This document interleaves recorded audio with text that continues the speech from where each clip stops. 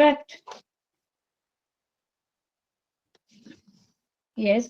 So today, in fact, I will also touch the other poets, but I cannot go into details because I think I will not have time. And in fact, I have got another meeting also, so I have to go for that. So, but I'll finish my part which is allotted to me. I'll finish that. And so let me start with T.S. Eliot. So yesterday we did Yeats. Yeats also I told you about the his poetical theories he had of the gyre, of the mask, and always he talks in antithesis, opposites. So I also refer to one poem.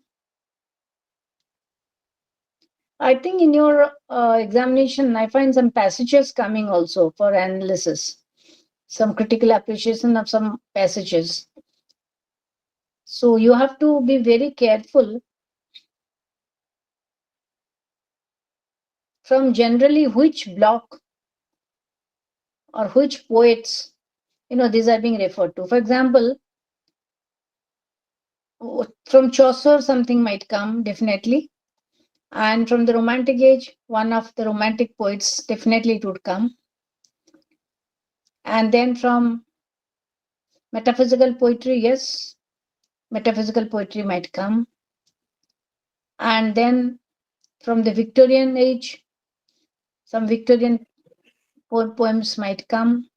And from the modern, Yeats, Eliot, these are the two important poems, and some minor poets of postmodern poets like Larkin and Ted Hughes, and those 2-3 poets, their poems there might come. So this T.S. Eliot was, Ma'am, yes. Larkin and which other poet you said? I'll touch. Don't worry, I'll touch. Let me first finish T.S. Eliot today. So T.S. Eliot was a very famous modern poet. He was not only a poet, he was a critic, also a dramatist, and he had written a drama, also Murder in the Cathedral. And he's very famous for his critical essay, Tradition and Individual Talent. I think it must be there in your MA course also in criticism paper, Tradition and Individual Talent. And this poem you have is the poem called The Waste Land. The Waste Land. So he was awarded the Nobel Prize in 1948 for this poem. And he was a great inspiration and influence on the poets of his contemporary age, because he had a very different approach of writing poetry. He was not only a modern poet but also a classical poet, because he believes that one cannot give up the tradition.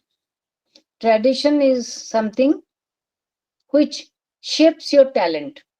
So if you're lost, if you're cut off from tradition, then you are nowhere. So he, in that sense, is very traditional, and he also has great reference to the classics, not only classics, to the Vedas, to the Italian, to the Roman poets and other earlier poets, to mythology, all this. So this particular poem is written in free verse. It is written in free verse. Just a minute.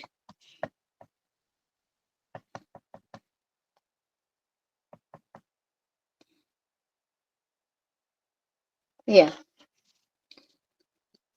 And he talks of, in that poem, in this poem, you can say, he talks of the social reality which is perceived by the poet. So the poet is having lot of troubled thoughts, anxiety, hesitation,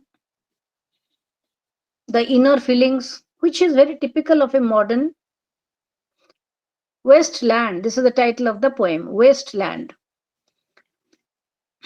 So the language itself throws the modern predicament.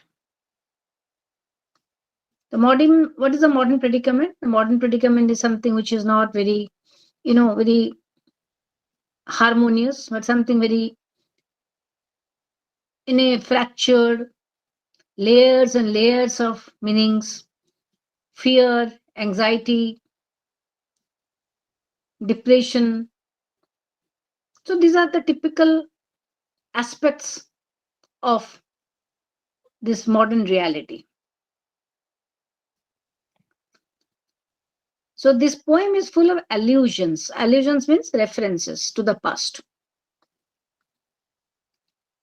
So he makes reference to many characters in this poem because he wants to draw not only the experiences of the past, present, but also he wants to bring the knowledge of the past and he wants to give them together. He has a reference to Virgil, the classical poet.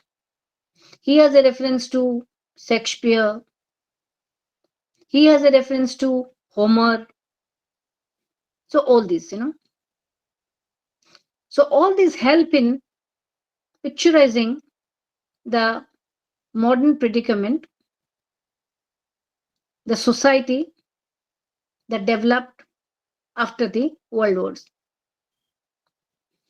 Not only this, he also uses a lot of symbols in his poem. Symbol of water, symbol of fire, symbol of broken images. So all these fragments, it is like fragments, it's like a jigsaw. He puts them together and develops the poem. So this poem has been written in different sections. Different section. The first section of the Wasteland is called the burial of the dead. The burial of the dead. Burial, Burial. Burial of the dead means when one dies, you bury. So that is the burial of the dead.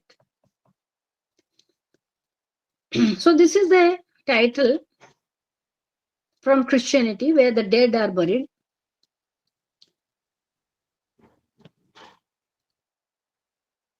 So here there is a reference to, it is a very autobiographical, it makes a reference to an aristocratic woman who says that I am German, not Russian. She's confused. And she tells about her present state, which is current existence, which is again a barren state. Barren means something which doesn't have any, you know, something which is lost, barren, doesn't produce anything. So it is a journey into a desert waste where the speaker tells about the shadow, tells about the shadow, which is morning is behind you, which in the evening is before you, and in the journey it is only dust, only dust. Then again, in staying in the present state, he has a childhood reminiscence about a, please switch off the audio, about a hyacinth girl. Hyacinth is a flower, about a hyacinth, a red flower, about a hyacinth girl. And the speaker has a meeting with her. So these are, different episodes, small episodes that are tied together as form of memories, as form of memories. The speaker in the final episode, in this Burial of the Dead, the speaker is walking through London, which is populated by the ghosts of the dead. And there he confronts a ghost who had once perhaps fought a battle of the ancient battle between Rome and Carthage. And the speaker asks the ghost about the fate of a corpse, about a corpse, that means a dead man, who has been planted in his garden.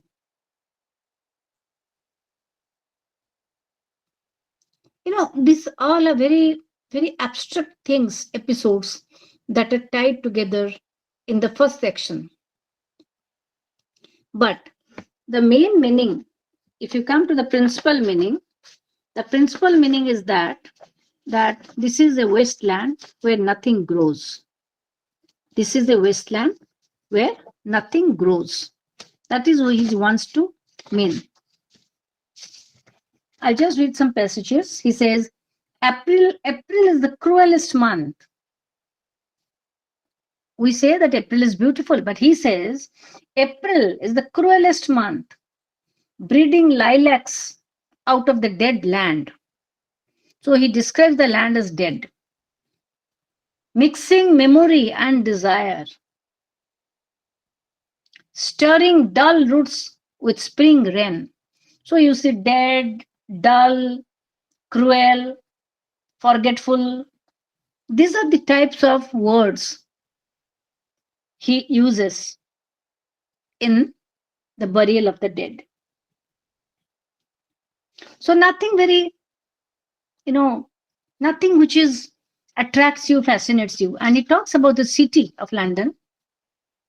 Unreal city, he says. It is unreal. Under the brown fog of a winter. So he describes London as a city under the brown fog of a winter dawn. A crow flowed over the London Bridge. So many. I had not thought death had undone so many. Means many people have died. Sighs, Sighs, shies, short and infrequent. Shies means the breaths, the fast breath. Sighs, shy, you can say shies, short and infrequent, were exhaled. Each man fixed his eyes before his feet, flowed up the hill and down King William Street. So, this is the description of the burial of the dead. It talks about a land where the dead people have been buried. There are corpses, and nothing is growing in that wasteland. Everything is dead. So, in the second section, he gives a title to each section. The second section, he gives the title A Game of Chess. A Game of Chess. So, again, it is a portrayal of two women, modern women,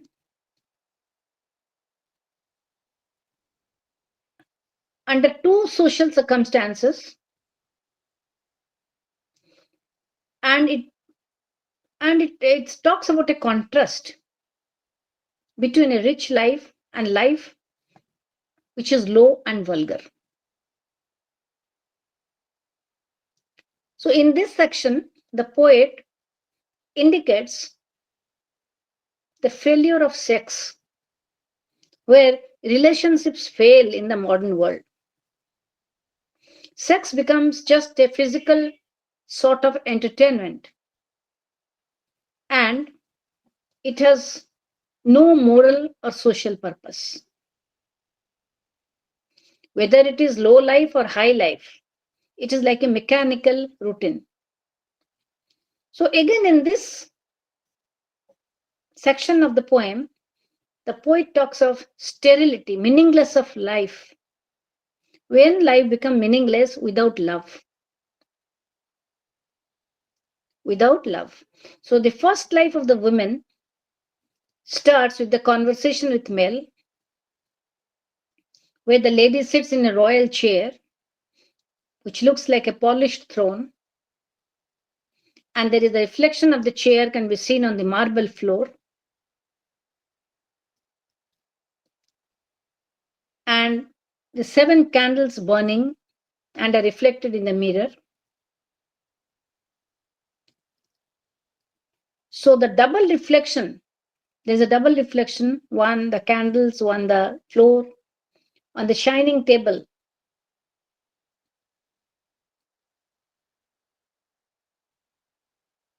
So adds everything to the brilliance. And the small bottles of ivory colored glass, synthetic perfumes, which can drowse your mind with sweet smell. So you find these two women characters portrayed.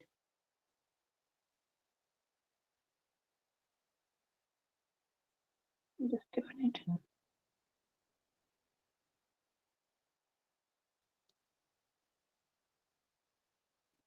Hmm.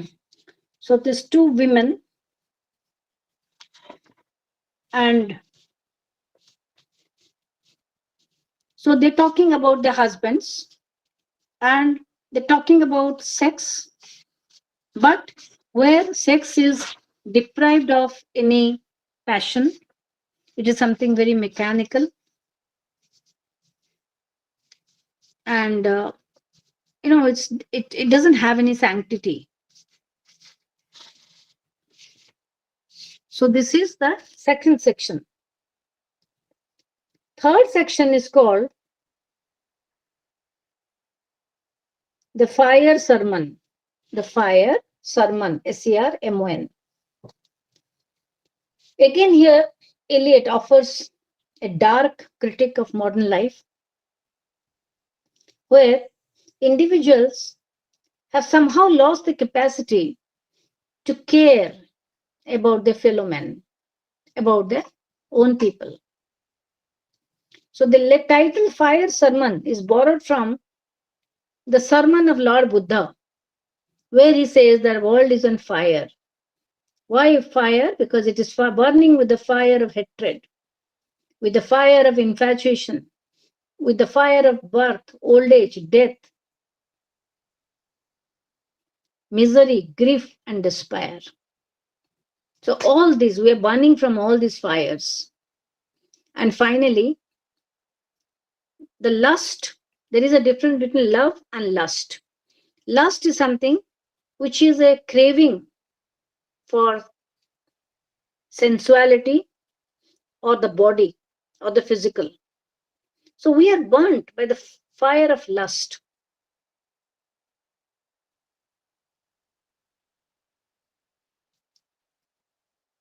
So, this has been beautifully portrayed in this section of the poem, where there is a figure called Tiresias. Tiresias is a mythical figure. He describes the scene on the river Thames in the autumn season. The river is deserted, and there perhaps have been some parties, but now the party is over. There were some picnics held on the river banks, but it is over. And now the place is, full of, it's littered, you can say, thrown papers here and there. So the pollution of the river, he refers to the pollution of the river Thames, and this symbolizes the spiritual degeneration of the modern man and civilization. As the protagonist, or as the poet, stands on the river bank, he hears the merry sounds of London crowd, the sounds of motor horns, the call girls to the lovers. So he says, London is not a natural city, it is an unreal city of sexual perversion. And people come to London for business, but they enjoy sexual relationship in hotels.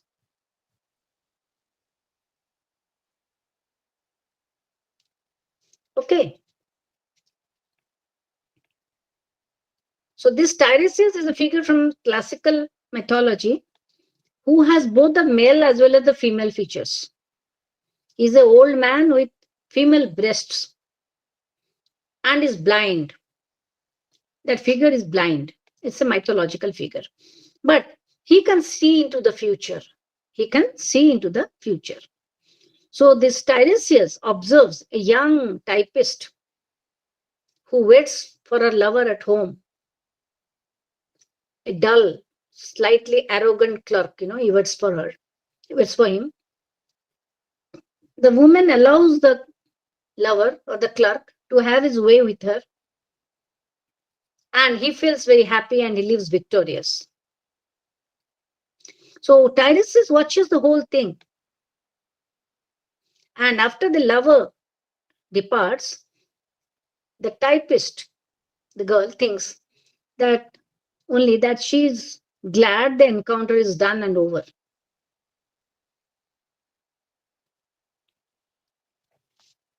So you see, I mean, it's a very typical feeling of the modern age where it is just a sex is like a business, like a business.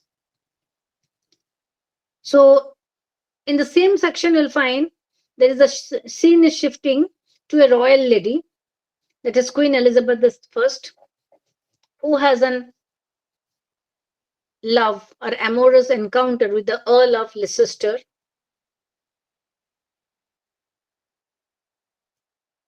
and the queen seems unmoved by her lover's declarations. So she's not attracted or listening to what the lover is saying, because she's thinking of her people, of the people of London, because she's the queen, who expects nothing.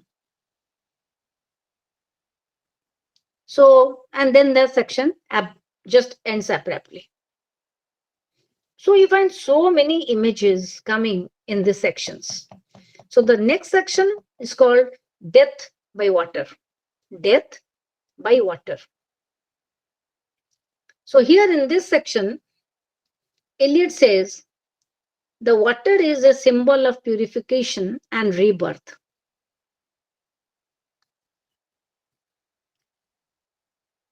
So here he makes a reference to Shakespeare and also the Egyptian mythology, where there's a god of fertility. So he refers to the death of the Greek sailor who is consumed by death, who dies in the sea, the Greek sailor. His name is Phlebas, Phlebas. He says that the moral is that all men are subject to change, decay, and death. So, when the sailor dies, no longer he can hear the cry of the seagulls. His body is rising and falling in the waves, and ultimately he's sucked by the whirlpool of death. So death, he says, if someone dies by water, it is you are pure, you are purified. That is the belief. And then the last section of the poem is what the thunder said. What the thunder said.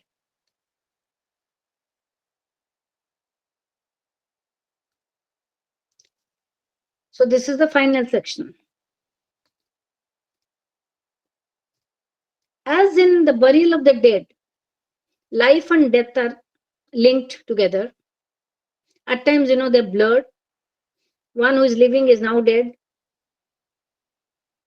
After the brief water interlude, Death by Water, the poem returns to the wasteland. The poem again returns to the wasteland, and the speaker's first words refers to is icy, silence, stony, death, decline. Again, he comes back from where he had started, the wasteland. He says, here is a place with only rocks, no water, no sound, no silence. And then the speaker addresses someone in the second person and wonders, who is the third who walks always beside you? He asks this question in a second person, puts up a question. This is an unidentified figure, and he has wrapped himself in a cloak. Then suddenly the speaker is made to think of various falling towers in cities, including London. Then again, the speaker talks of a lady with long hair, bats with baby faces. She looks like a bat with a baby face. Then he talks about an empty chapel or an empty church where the doors are swinging. And then again, he gives a description of the Ganges and the sound of thunder.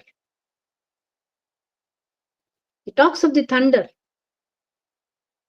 and gives a picture of a boat on a calm sea.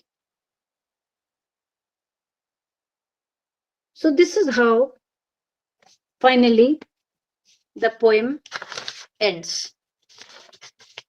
So, in the last part of the thunder, he refers to Dayadbham, Damyata. These are all the Vedic words. He says, Datta, what have you given? What have we given? My friend, an age of prudence can never retract by this. We have existed, which is not to be found in our obituaries or under seals broken by the lean solicitor. Then, Dadvam, I've heard the key, turn in the door, turn only once. We think of the key, each in his prison, thinking of the key.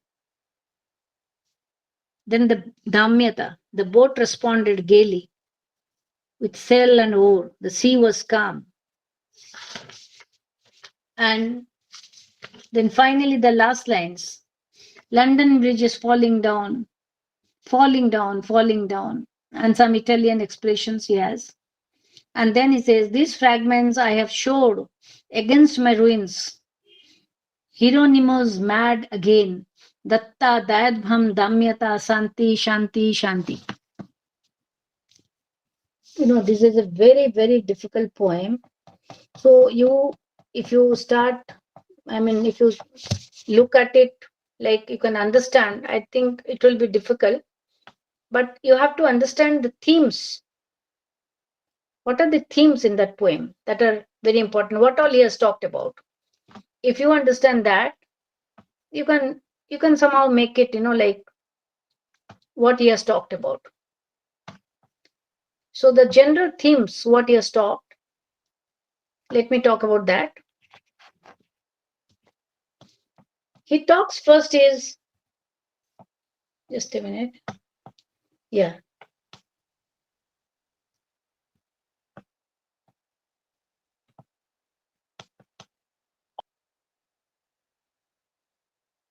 If you make a critical analysis of what he talks about, he talks of death. Death, which brings desolation. And he not only refers to death, but he also refers to the rebirth of Christ, using the death symbol of Christ. Christ It is believed that Christ died, but after I think 7 days, if I'm not wrong, when they searched in the coffin, the body was not there.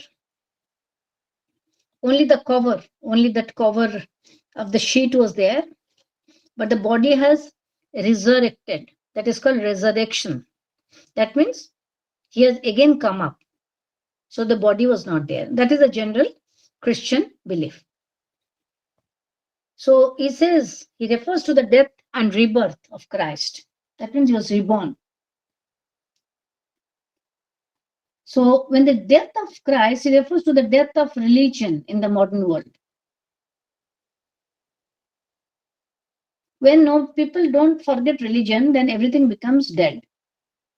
And that the place becomes like a wasteland. So the poet refers to the lack of water, the absence of water to symbolize, because water is the life giver. And without it, there is no life. Another theme, other than death, is sexuality. So this is the theme of sexuality that is reverberated into the poem. In the poem, always, off and on, it's repeated. So in the part 3 of the poem, you'll find one Mr. character, Mr. Eugenides, who has a weekend with homosexuals. Homosexuals cannot reproduce.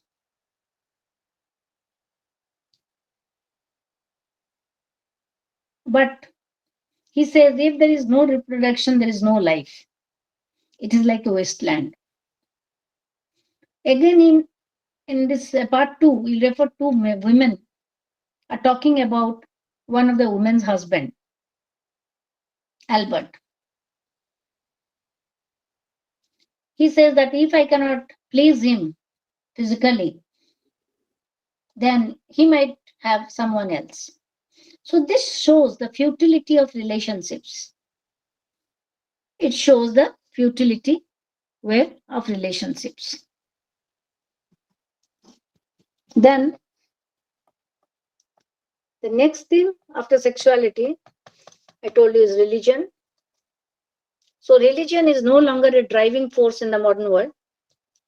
And for this, Eliot has many biblical references. He says that religion in the past had answered many questions people had about life, guided the people properly. But in this wasteland of Western civilization, bereft of religion, people are sad, people are depressed because they have no guiding light. Okay, so this is the third reference he makes. And then the concept of nihilism, that everything is meaningless. That is the concept of nihilism. So he was a believer in the philosophy of nihilism, that where existence itself is denied. So he talks about this through allusions, through imagery in the different parts of the poem, where people don't have much hope because this is opposed to our life. And it talks about streets, modern decayed streets, houses, buildings destroyed, people dying, the desolation of life. So there is no release from this terrible phase the world is going through. Each speaker is left to live their life with consequences, or there is no rescue from such a life, from death itself. So the seller dies, the girl dies. So there is everywhere, there is death. And there is no question of afterlife. Like Christ had an afterlife. They don't have any afterlife. Similarly, in the final part of the poem, where the thunder said that we are what we are, and there is nothing waiting for us at the end. Even if you are waiting, once we are gone, everything ends. So this is the pessimistic view of life where he picturizes the wasteland where things disappear, things go back and never come back to the normal.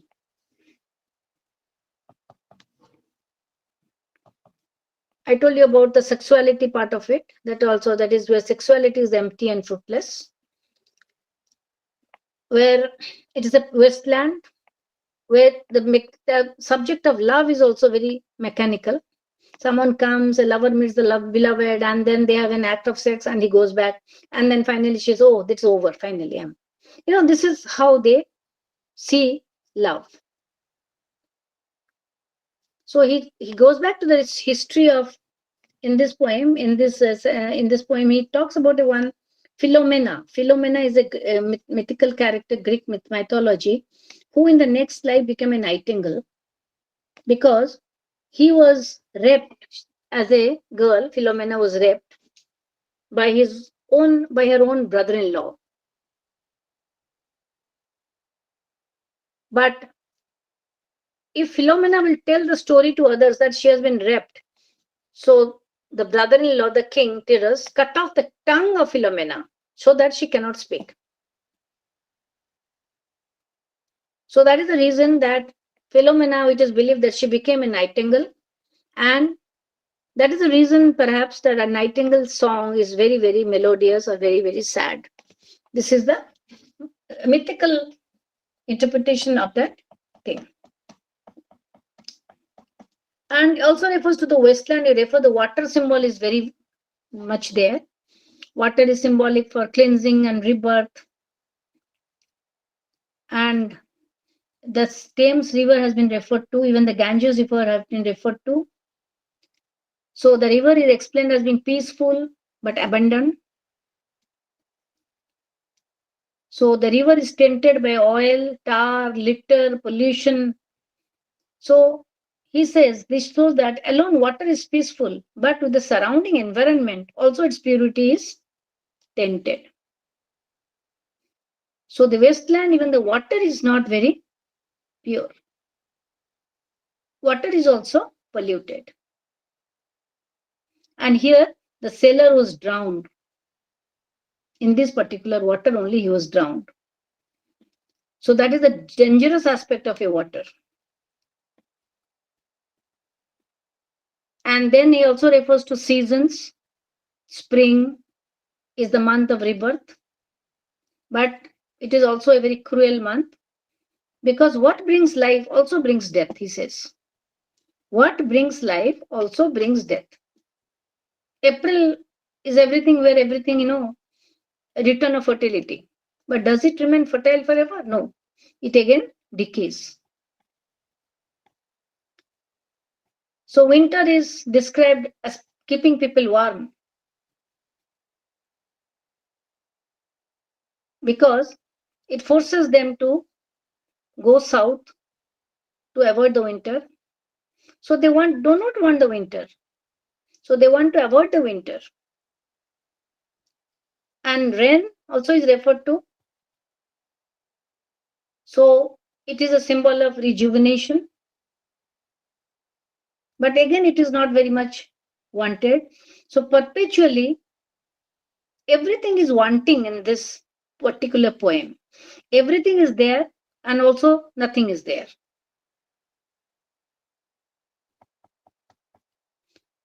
So the characters are isolated. They don't have any connections. The seasons are not related. Man is not connected to nature. Everything is disrupted. And whereas there is no rescue for such a modern man. So this is the general interpretation of the poem.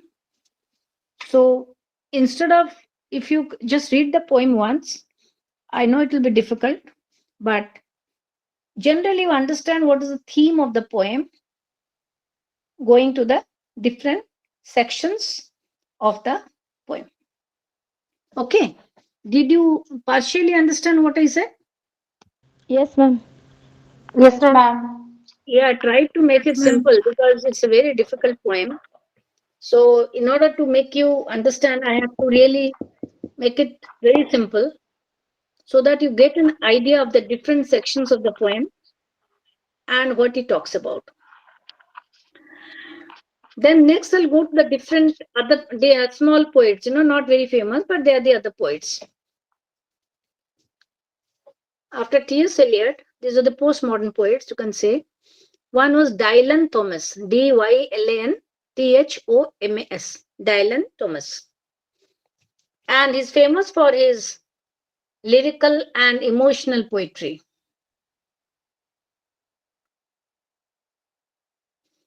He was a different sort of man. In fact, you can say the romanticism, traces of romanticism we find in his poem, particularly his emphasis on imagination, emotion, spontaneity.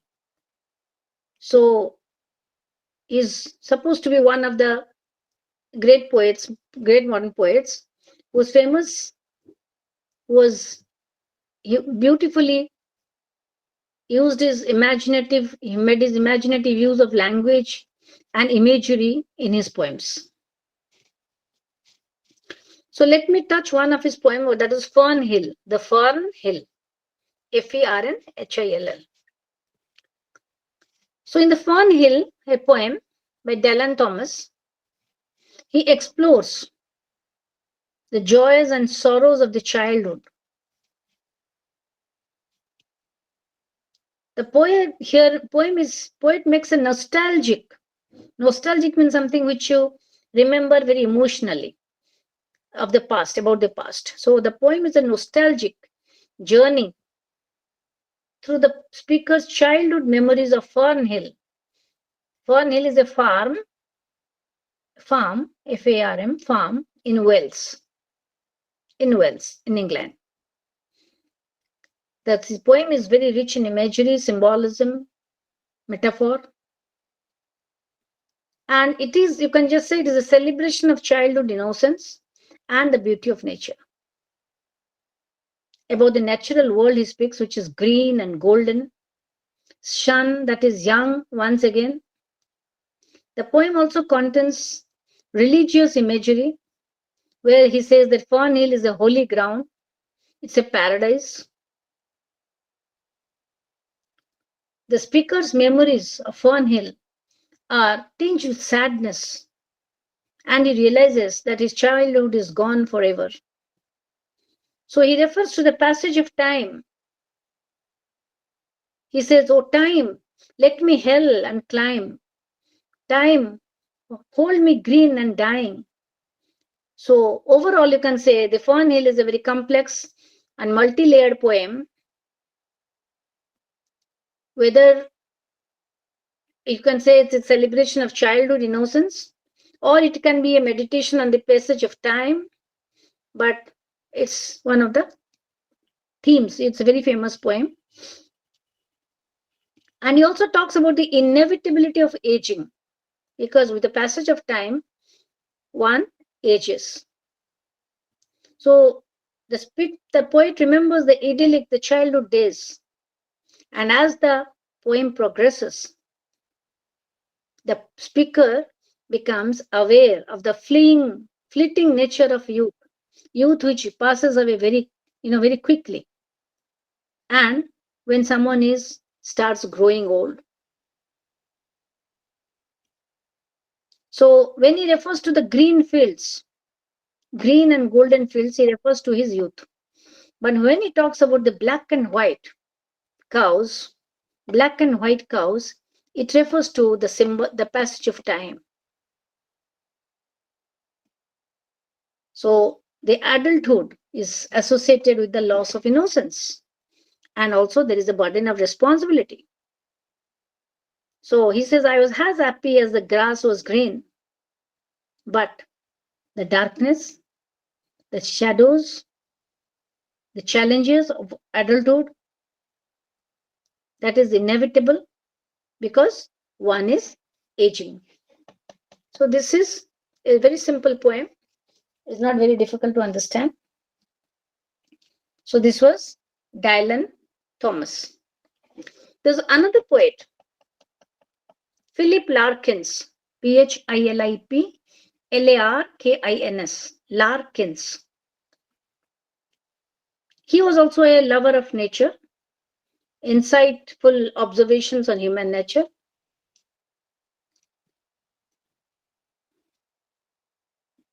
So he talks in this particular, he has a poem, he had wrote a poem called Toads, Toads. Do you know what is called toad? A baby frog, a small baby frog is called a toad. He writes about toads. Larkin's Toads, it is an animal poem, and the toad is the symbol of hard work and dedication to a life that does not fulfill individual passions. The poet speaks about the struggle of day-to-day life, especially when one dedicates oneself to work solely for monetary gain and not for the interest, because we all do that. We work. The work is not always associated with the interest, but we do the work. So this toad represents work, obligations, financial pressure.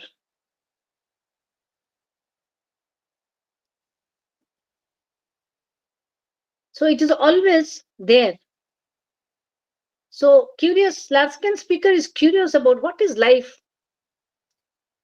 what his life would be if he did be happier, if he were poor. He wonders, can he be happier and at the same time be poor? The next stanza, the following stanzas depict the life of the poor who struggle to find food and shelter. Although Larkin realizes the struggle of a jobless life, he thinks these people are happier than he is. Because, whatever they do with a passion. So he thinks the poor people are happier than he is. He states, no one ever actually seems to starve to death. No one can really starve to death.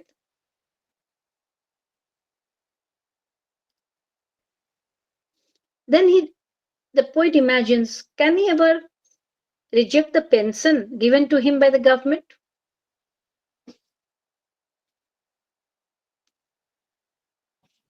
So, it is a very funny sort of poem. So he talks about a toad. Toad is a symbol of obligation, financial process, because they're going on continuously doing something. So he says, we are like toads. We have to keep our job even if we don't like it. So this poem talks about the conflict between work and personal freedom, between the expectations from society and individual desire, between the internal as well as the external forces that affect our lives. So this is a 9-stanza poem, having 9 stanzas, and it is separated into having each stanza having 4 lines like quatrains, but they don't follow any particular rhyme. They're all imperfect rhymes, like free verse. So generally it talks about the occupation in the modern world. Like toads, we go on doing something even if we don't like. There was another great poetess, you can say. Her name was Sylvia, Sylvia, Sylvia Plath, Plath, Sylvia Plath. She was one of the admired poets of the 20th century. She was actually an American, but she married Ted Hughes. And that is how she settled in England. And she wrote mostly about the confessional poem. Confessional means where she brings out her inner world. to the readers. She explores her mental anguish, her troubled marriage with the Hughes, Ted Hughes, her conflict with parents, her own vision of herself. So, whatever she thought, she confessed through her poems. She laid bare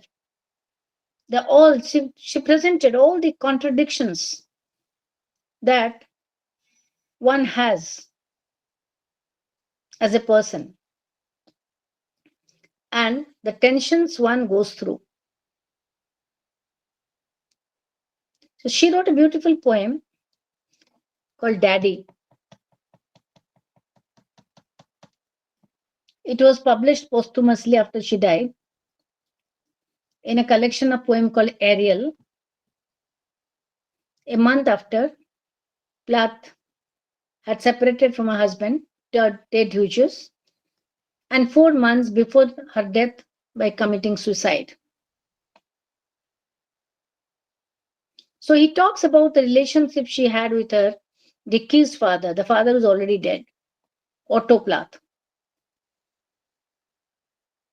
So he thinks the father was a symbol of oppression for her and how she wanted to break free from his influence. So it talks about the oppressive nature of her father-daughter relationship and the theme of freedom from this oppression that is prevalent throughout his text. She says that her fear from him was so intense that she was even afraid to even breathe or sneeze. The father was so a terror for her. So she was like a tortured soul. So how can one write about the father like this? So she writes in a way that allows the reader to feel her pain. Daddy, she writes about a father after his death, not when he was there. So it is not that she's lamenting the loss of the father or wishes that he should return, hopes to see him, but she has a sense of relief at his departure from her life. And she also explains the reason why she does that. She calls her father a Nazi and her mother is Jewish. Her mother is Jewish. And when she speaks about herself, she says, I'm a girl with an Electra complex. Her father died while she thought he was God.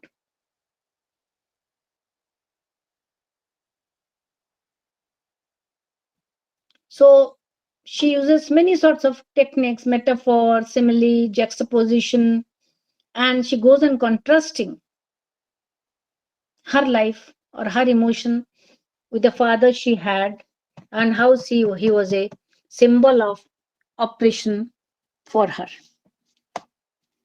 So I think as I have to leave a little early today because of some commitment,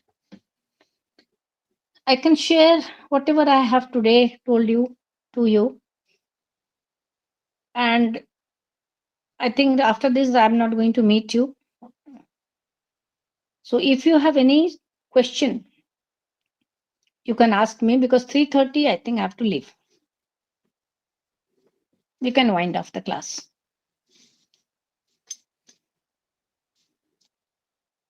I already told you that unseen passages will come from poems. I think you have to attempt one perhaps. One or two, I don't know. One or two. So be very careful and you see what type of passages are coming for the last 4 or 5 years.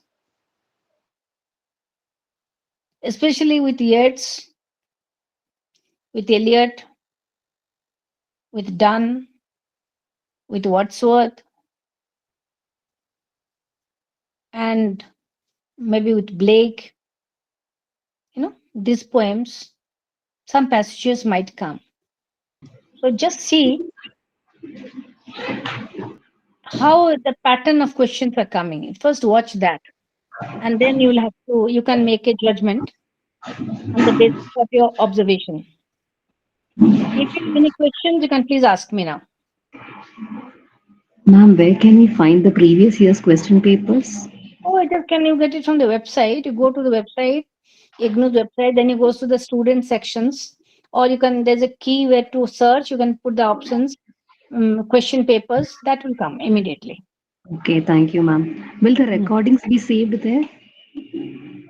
No, no. That recording is done by the by the office who is hosting or who is doing all this online classes for you, who's managing and who is the administering all this. Perhaps they can do it.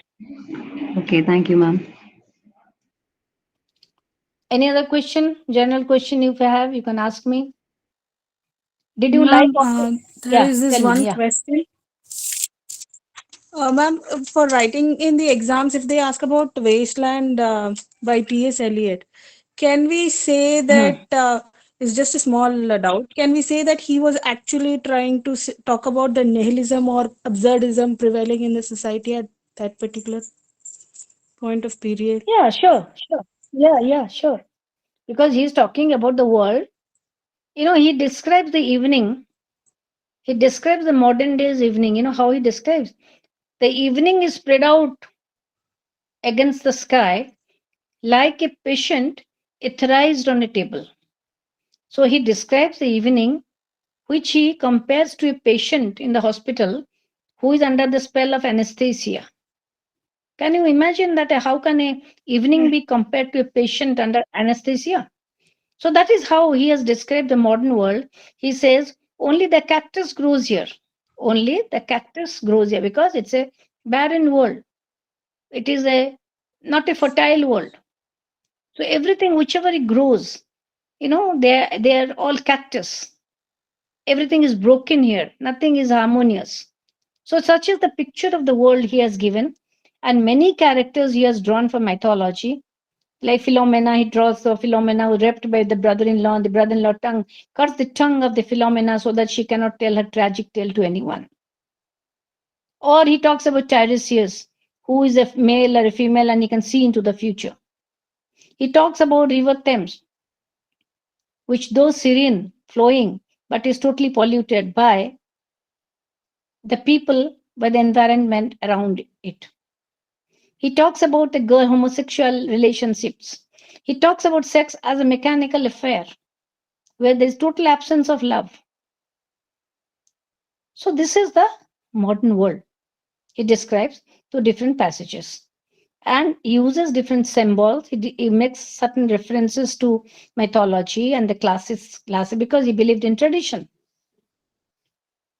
Eliot says that we cannot cut ourselves from the tradition. So tradition gives us the wisdom. Tradition gives us the knowledge. But we should know how to connect ourselves with the tradition. So if you are cut from the tradition, then Okay. we'll be drifting, Mm. we'll be drifting, we'll be rootless, we'll be rootless.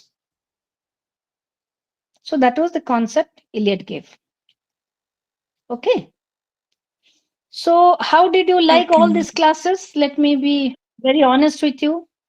Ma'am, How very did well, ma'am, very well explained and very, very. I cannot simply have words to explain how much you have affected our lives. We can simply go back and read the poetry with much, with much vigor. Ma'am, thanks a lot okay, for that your that really makes me very demonstration. happy. That Ma'am, Thank can you. I ask ma'am, you Yes, ma'am. something? Thank you so Ma'am? much. you enjoyed the class, ma'am. Very, very much. Okay, We okay, that enjoyed. makes me really happy that everyone is enjoying because enjoying the class is more important for a teacher. Thank you, ma'am. Thank you, ma'am. Okay, anyway, Ma'am? Thank you, someone ma'am. had a question? Yeah. Yes, ma'am. Ma'am, actually, I have a little personal, means it is up means only for me that when writing the answer, I actually understand whatever a teacher teaches me. But the problem is when I present myself, represent my answers in the answer script, but I fail to represent that. So, ma'am, please can you give me few points that I should work and by that I can. make This problem also I had when I was a student. Because you read a lot, but you have to write little comprehensively in your answer book within a specific time limit. So that makes you very conscious. So that is the reason I tell you that always, as you go to a particular place, what are you doing nowadays? You use a Google map, right? So that you know the direction from this place, and I don't let life. Similarly, when you're writing an answer, just touch mentally, or in some particular place. Please switch off the audio. Please switch off the audio. In particular area, a particular maybe the last page of the answer book, you can write the points that I will touch this, touch this, touch this. I'll refer to this, and make a mental map of how you will proceed. You may just take 4 or 5 minutes for that. Just take 4 minutes of your time, but make a map, mental map, and then you can start writing. Okay. Someone is talking. Please switch off the audio, please. Yeah. Any other question? Ma'am, Thank I you have so a much, ma'am. question. Huh. I Please. have a question. I have a question, ma'am. It's related to the poem Wasteland itself. Yeah. There is the word il miglior fabbro. Can you tell me the meaning of that, ma'am? Because I No, cannot understand it. this is a foreign expression. It's not an English word. So you have to go and find out the exact meaning, because I told you he makes lot of references to classical literature and expressions from Homer, from Aeneid, all this. So you have to go back and find out the exact meaning of that word. That's not an English word. It's not an English word. So you have to go back and find out what's the meaning. When you go line by line, when you read it line by line, perhaps you can understand. So he refers to Sanskrit words, he refers to Italian, he refers to French, he refers to all this, because I told you that he has lot of allusions. He brings everything into his poem. Lot of mythological characters, lot of characters he creates, and he wants to make it into a sort of not a very boring narration, but different characters all on a sudden will appear, all on a sudden, without any introduction. You'll find one character talking to another character. So this is how he has developed this poem. So it makes it very difficult to understand. So please take your book and line by line you try to understand, and there are references, go to the references and find out. So that will take a long time, because if you start explaining the poem, perhaps you will take 5 more classes to explain this poem, because it's a very long poem. Okay. Yes, ma'am. Thank you so much, ma'am. Any And it any was a other wonderful question? explanation. Yeah. Yeah. Okay. Yeah, that's good. But Ma'am, once again, I'm telling you, please go back and find out from now on. Start getting the question papers. Question papers, you can get it from the website. See what type of questions are coming. What is given importance to by the question setter? How many chapters? Some chapters are not at all touched. Also, you'll find. So maybe you can also not. You, for the sake of the examination, you also may give a little less importance to such chapters. But what chapters are being focused? What is the compulsory question, on which chapter, mostly on which block it is being based? Observe that. So make, with your observation, you can judge. You can have a fair understanding of what I should give more importance to and what I should give less importance to. So, which you are giving less importance to, you remember such chapters as short questions might come from them. For even cavalier poetry, that might come as a short question. Or pre-Raphaelite movement, that can come as a short question. Or a conceit, that might come as a short question. So certain terms that will be there, you just see the question papers of the last 5 years, that means 5 into 10, 10 question papers you see. And I'm sure you can answer. And in case I see if the questions, in case the answer scripts come to me, MEG-1, I'm not very sure, then I'll be happy if at least 50% of the answers students have written well. And one more thing I'll tell you, because these are all foreign names for you. So you find, oh, I can write, but no, it doesn't happen. So please do that you start writing the names. Now, for example, Thomas Stearns Eliot. So the name itself, you have to write once so that you remember the spelling of the poet. For Philip Larkins, at times you can say L-A-A-R, it happens. So please remember the names, the characters, whatever is you are referring to, and just write down one so that you are familiar with what you will write in the examination. Because I find lot of spelling mistakes, especially in the American literature. You'll find this character in that what was that name of that Hester Prynne. There's a character called Hester Prynne, the Scarlet Letter. No one, I think half of them have written all wrong. Hester Prynne, Prynne, but they make such names, at times she becomes maybe some Indian name at times also. And at times also I find the students confused. They will be writing, there will be a question on, say, perhaps on Shelley, and they must have referred to Blake. So they will write the entire answer on Blake, but it is being referred to Shelley. So that also is happening in some of the answers, I find. So be very careful. This is a foreign subject for you. You are mastering that subject as a foreign literature. So it's not Indian that you can write anything on it, or you can guess and write also. No, you have to be very, very particular. And especially, I told you, be very familiar with the age. If you are happy, if you know what is modern age, you can at least write 10 sentences on this, because you will find all the characteristics of the modern age in Eliot's poetry. If it is romantic age, you'll find all the characteristics in Wordsworth's poetry. But if you don't know what the age is, then you cannot write. You got my point? So you have to understand the social, historical significance, the important aspects of that age, and then you relate it to that poet. So can we come to an end now? Ma'am, I have one question. Sure, ma'am. Uh, Yeah, be fast. Ma'am, since I am not from the literature background, so I Hmm. was just wondering if you could just give us a basic framework. If we have given a passage from a poem, how Hmm. to write the answer, like the basic. If it is a 5 mark question, how should we like start it? No, first of all, it will never be a 5 mark question if it's a passage. It will be more. But if, for example, here it is an unknown passage, some passage it has come from poem.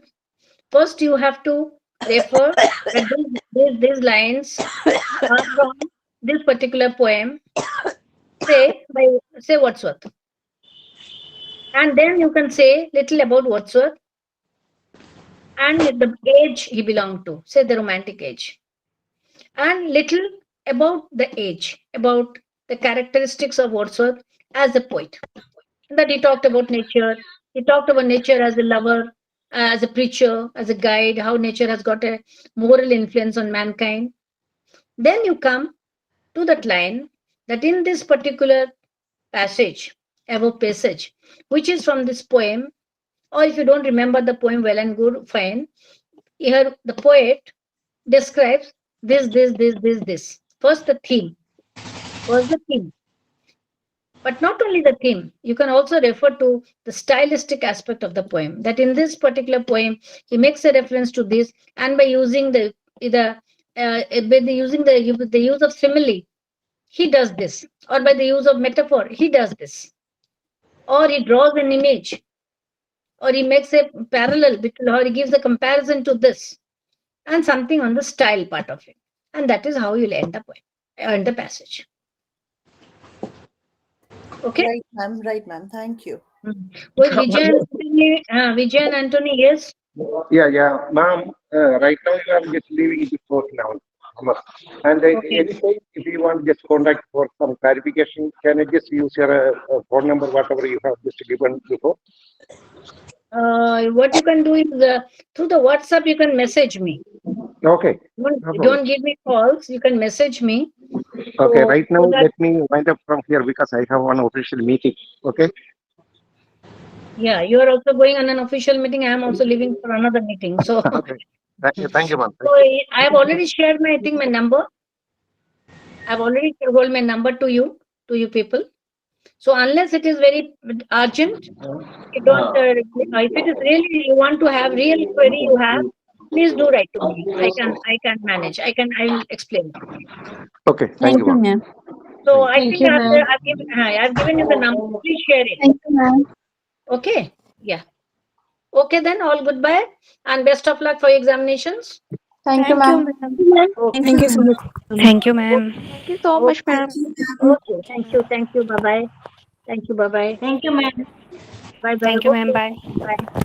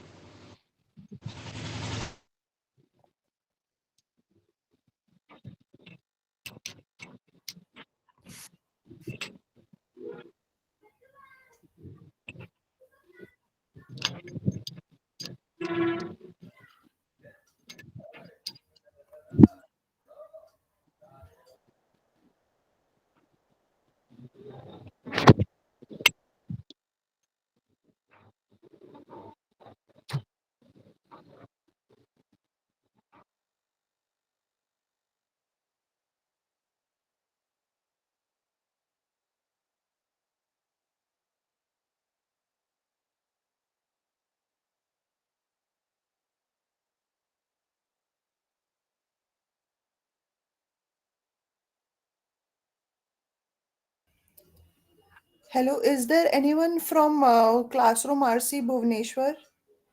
Can anyone hear me?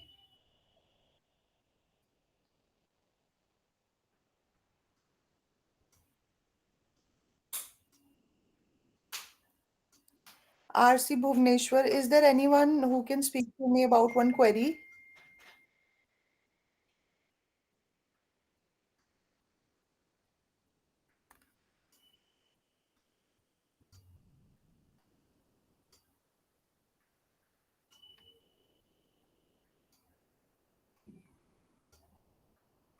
RC Bhuvaneshwar, please respond back.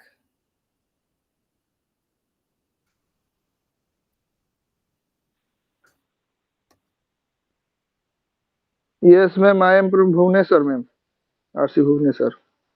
Right, sir, I just wanted to confirm when can we have these recordings online? What, ma'am? ये these recordings class recording हुआ है ना आपके पास sir? हुआ होगा, मैंने first time आज join किया. ओ, आप आरसी एक्चुअली भुवनेश्वर से हैं? Yes ma'am. ओके. और मेरा एग्जाम सेंटर डीके कॉलेज है ना. नहीं नहीं नहीं वो नहीं सॉरी एक्चुअली मैं जो मीटिंग होस्ट है उनसे बात करना चाहती थी. ओहो, not sorry ma'am. Not student. Yes. Sorry ma'am.